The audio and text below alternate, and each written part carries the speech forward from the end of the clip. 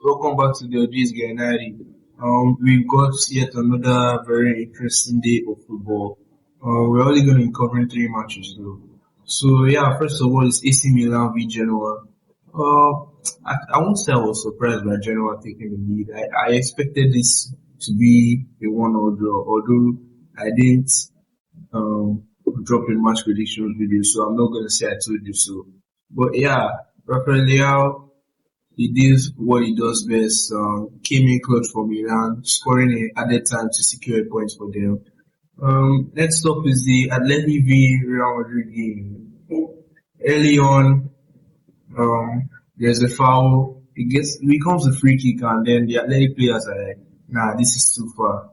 Little did they know, Fede Valverde was feeling like prime Roberto Carlos. Bro just ran and straight rockets into the back of the net. Bro, this is what Real Madrid have been missing while this guy has been playing at right back. And it's so sad because it doesn't even seem like it's going to end anytime soon because both Raul Asensio and Antonio Rudiger walked off with injuries.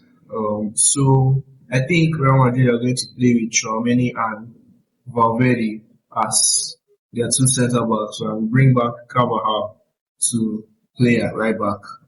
It's crazy how Valverde has played virtually every position. He's played centre back, full back, DM, CM, AM, and he's even played right wing, bro. Pretty soon you're gonna see this guy in the goal post, bro. He's that good. Yeah. Well, back to that goal though. It was so crazy. He had Fede Valverde smacking his head, man. Yeah. And then Rodrigo in the second half, he received the ball, took a very nice first touch that allowed him to, go forward, advance play, and all of a sudden this guy is in a 1v1 with Oblak, and Rodrigo is a really good finisher, so yeah, we expect him to bury those. This is just a perfect example to say that, bro, you don't shift yourself out of place, man, because this guy wanted to go to the left wing and blah blah blah. He thinks it's better there. He didn't want to play and whatnot. Now he's finally playing on his right wing again, and we're starting to see some consistency.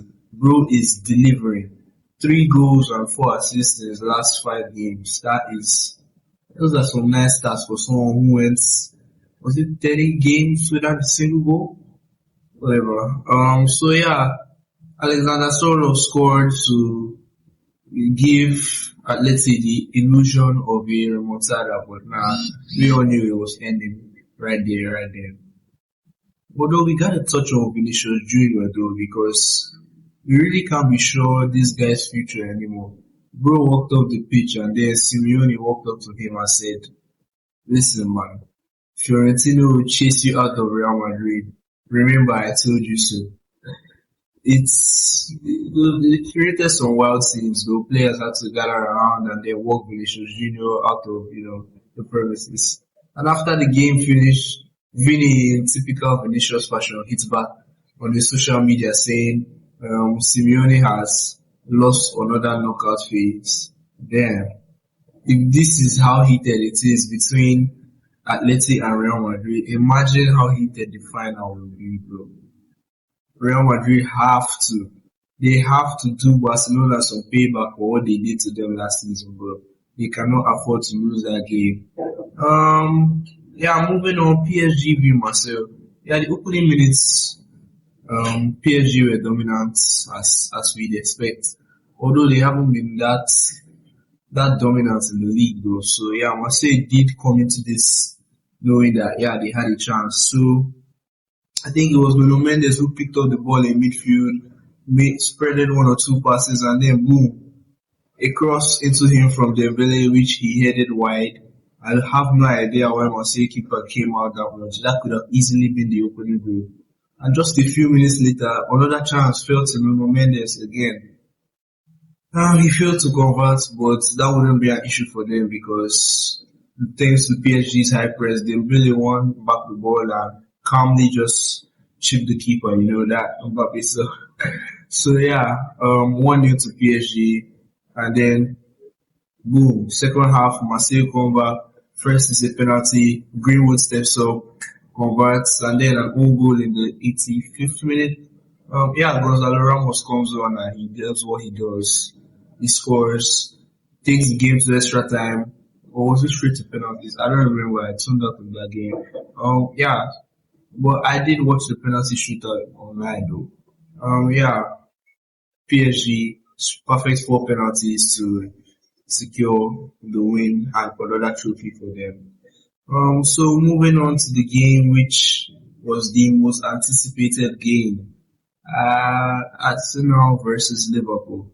Yeah, I think I had Liverpool to beat them 2-1, but in fairness to me, I did say Ekitike would come on and score, but I knew he was a huge injury doubt, but I mean, I still thought he was going to be in the lineup, but without Ekitike, you can't have the match predictions without the main man, you know. So yeah, Liverpool, they did well to hold on for that draw.